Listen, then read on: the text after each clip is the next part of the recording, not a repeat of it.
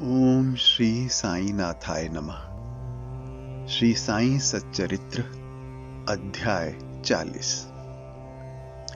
श्री साईं बाबा की कथाएं। इस अध्याय में श्री बीवी देव की माता के उद्यापन समारोह में सम्मिलित होना और हेमाड पंत के सहभोज में चित्र के रूप में प्रकट होने की इन दो कथाओं का वर्णन है।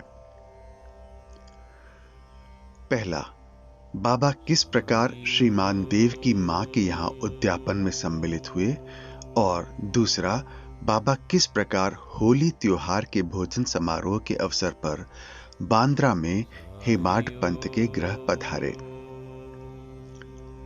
प्रस्तावना। श्री साईं समर्थ धन्य हैं जिनका नाम बड़ा सुंदर है। वे सांसारिक और आध्यात्मिक दोनों ही विषयों में अपने भक्तों को उपदेश देते हैं और भक्तों को अपना जीवन ध्येय प्राप्त करने में सहायता प्रदान कर उन्हें अपनी शक्ति प्रदान करते हैं। वे भेदभाव की भावना को नष्ट कर उन्हें अप्राप्य वस्तु की प्राप्ति कराते हैं। भक्त लोग साईं के चरणों पर भक्ति पूर्वक गिरते हैं और श्री साईं बाबा भी भेदभाव रहित होकर प्रेम पूर्वक भक्तों को हृदय से लगाते हैं। वे भक्तगण में ऐसे सम्मिलित हो जाते हैं जैसे वर्षा ऋतु में जल नदियों से मिलता तथा उन्हें अपनी शक्ति और मान देता है। श्रीमती देव का उद्यापन उत्सव। श्री बीवी देव डहाणु जिला ठाणा में मामलतदार थे। उनकी माता ने लगभग 25 या 30 व्रत लिए थे, इसलिए अब उनका उद्यापन करना आवश्यक था। उद्यापन के साथ साथ 100-200 ब्राह्मणों का भोजन भी होने वाला था। श्री देव ने एक तिथि निश्चित कर बापू साहेब जोग को एक पत्र श्रेणी भेजा। उसमें उन्होंने लिखा कि तुम मेरी ओर से श्री साईं बाबा को उद्यापन और भोजन में सम्मिलित होने का निमंत्रण दे देना और उनसे प्रार्थना करना कि उनकी अनुपस्थिति में उत्सव अपूर्ण ही रहेगा। मुझे पूर्ण आशा है कि वे अवश्य डहाणु पधार कर दास को कृतार्थ करेंगे। बापू साहेब जोग ने बाबा को वह पत्र पढ़कर सुनाया। बाबा ने उसे ध्यान पूर्वक सुना और शुद्ध हृदय से प्रेषित निमंत्रण जानकर वे कहने लगे, जो मेरा स्मरण करता है उसका मुझे सदैव ही ध्यान रहता है। मुझे यात्रा के लिए कोई भी साधन, गाड़ी, तांगा या विमान की आवश्यकता नहीं है। मुझे तो जो प्रेम से पुकारता है उसके सम्मुख मैं अविलंब ही प्रकट हो जाता हूं। उसे एक सुखद पत्र भेज दो कि मैं और 2 व्यक्तियों के साथ अवश्य आऊंगा। जो कुछ बाबा ने कहा था, जोग ने श्री देव को पत्र में लिखकर भेज दिया। पत्र पढ़कर देव को बहुत प्रसन्नता हुई, परंतु उन्हें ज्ञात था कि बाबा केवल राहाता, रुई और नीम गांव के अतिरिक्त और कहीं भी नहीं जाते हैं। फिर उन्हें विचार आया कि उनके लिए क्या असंभव है। उनकी जीवनी अपार चमत्कारों से भरी हुई है। वे तो सर्वव्यापी हैं। वे किसी भी वेश में अनायास ही प्रकट होकर अपना वचन पूर्ण कर सकते हैं। उद्यापन के कुछ दिन पूर्व एक सन्यासी डहाणु स्टेशन पर उतरा, जो बंगाली सन्यासियों के समान वेशभूषा धारण किए हुए था। दूर से देखने में ऐसा प्रतीत होता था कि वह गोरक्षा संस्था का स्वयं सेवक है। वह सीधा स्टेशन मास्टर के पास गया और उनसे चंदे के लिए निवेदन करने लगा। स्टेशन मास्टर ने उसे सलाह दी कि तुम यहां के मामलेदार के पास जाओ और उनकी सहायता से ही तुम यथेष्ट चंदा प्राप्त कर सकोगे। ठीक उसी समय मामलेदार भी वहां पहुंच गए। तब स्टेशन मास्टर ने सन्यासी का परिचय उनसे कराया और वे दोनों स्टेशन के प्लेटफॉर्म पर बैठकर वार्तालाप करते रहे।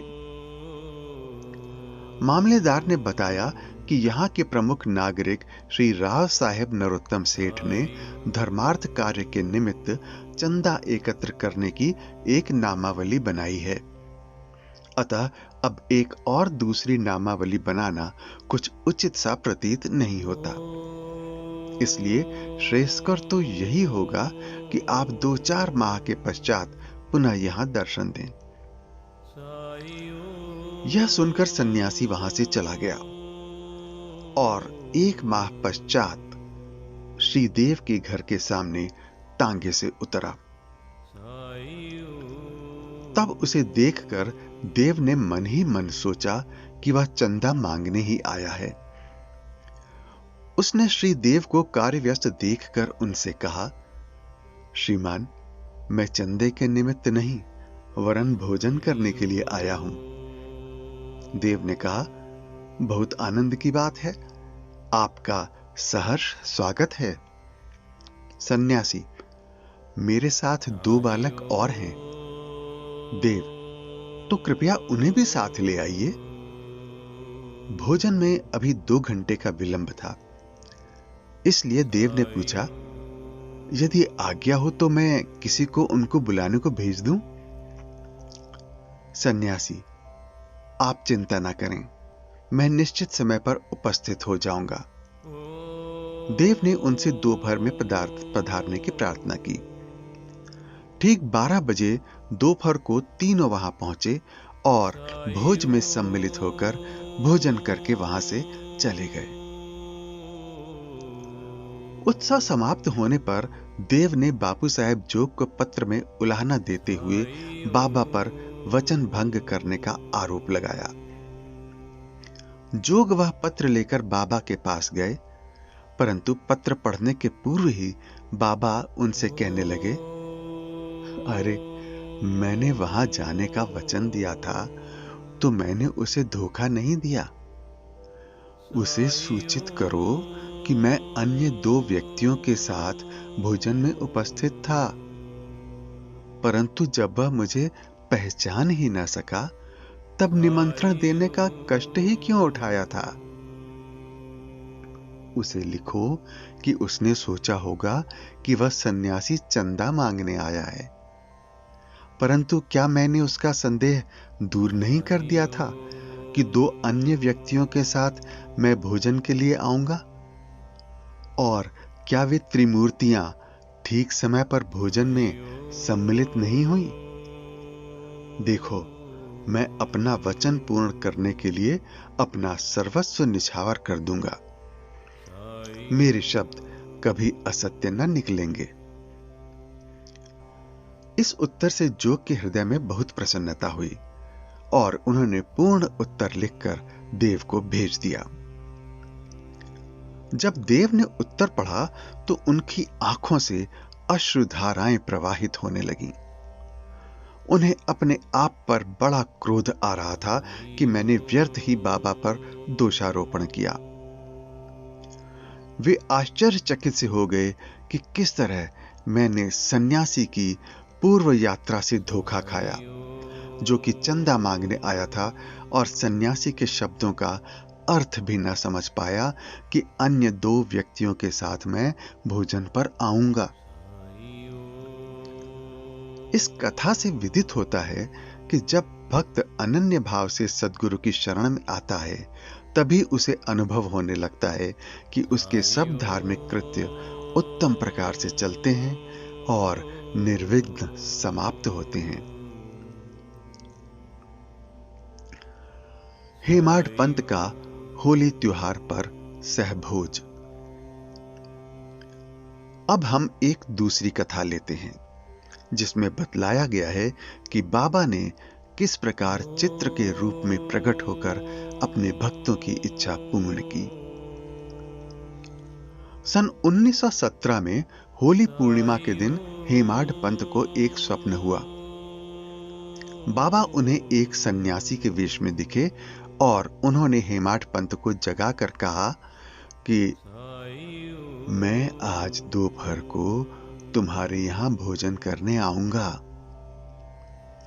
जागृत करना भी स्वप्न का एक भाग ही था, परंतु जब उनकी निद्रा सचमुच में भंग हुई तो उन्हें ना तो बाबा और ना ही कोई अन्य सन्यासी ही दिखाई दिया।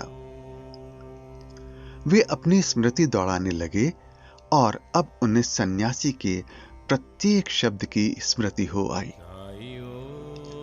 यद्यपि वे बाबा के सानिध्य का लाभ गत 7 वर्षों से उठा रहे थे तथा उन्हीं का निरंतर ध्यान किया करते थे, परंतु यह कभी भी आशा न की थी कि बाबा भी कभी उनके घर पधार कर भोजन कर उन्हें कृतार्थ करेंगे।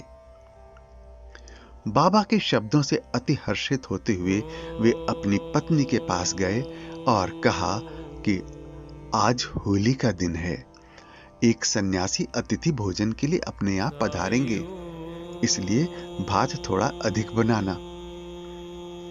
उनकी पत्नी ने अतिथि के संबंध में पूछताछ की। प्रत्युत्तर में हेमाड पंत ने बात गुप्त न रखकर स्वप्न का वृत्तांत सत्य सत्य बतला दिया।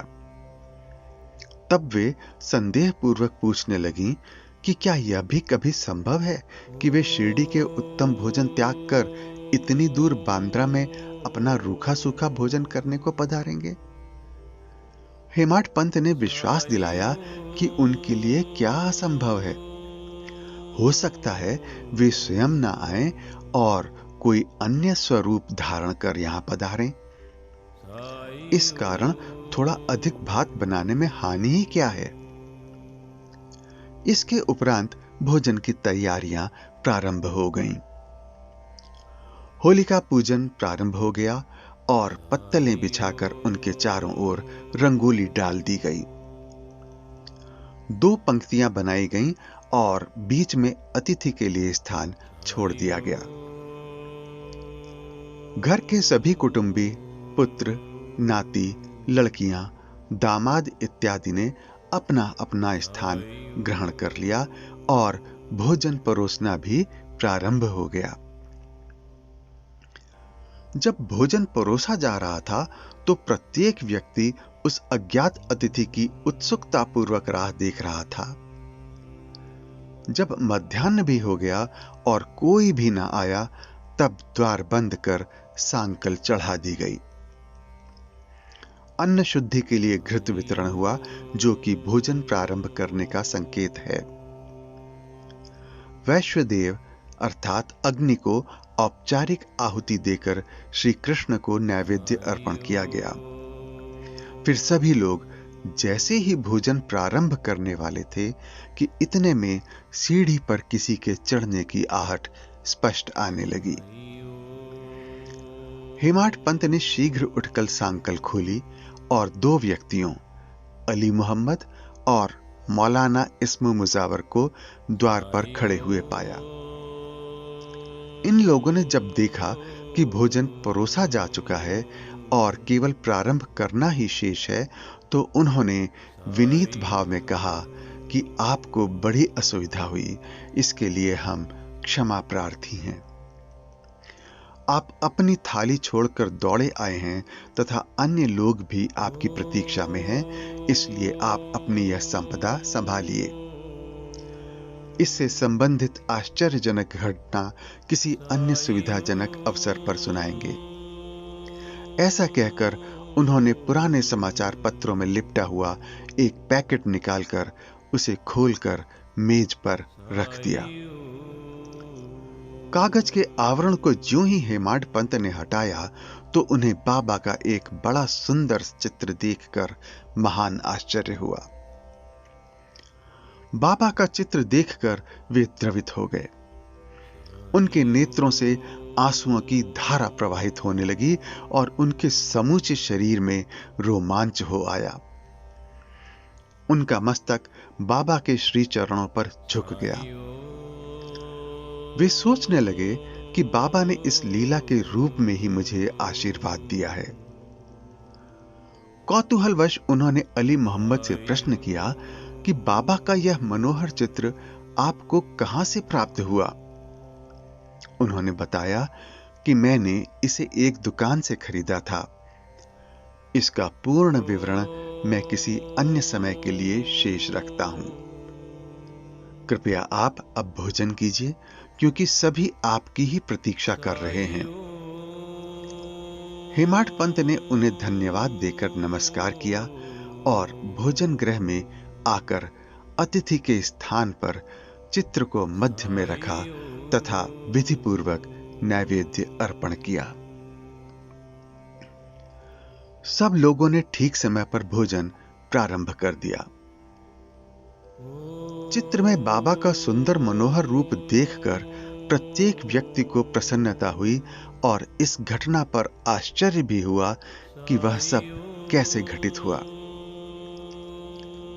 इस प्रकार बाबा ने हेमाड पंत को स्वप्न में दिए अपने वचनों को पूर्ण किया।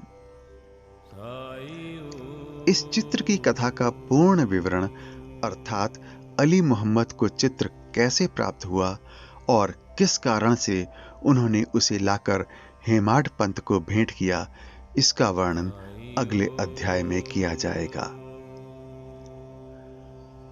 श्री सद्गुरु साईं नाथार्पणमस्तु। शुभम भवतु।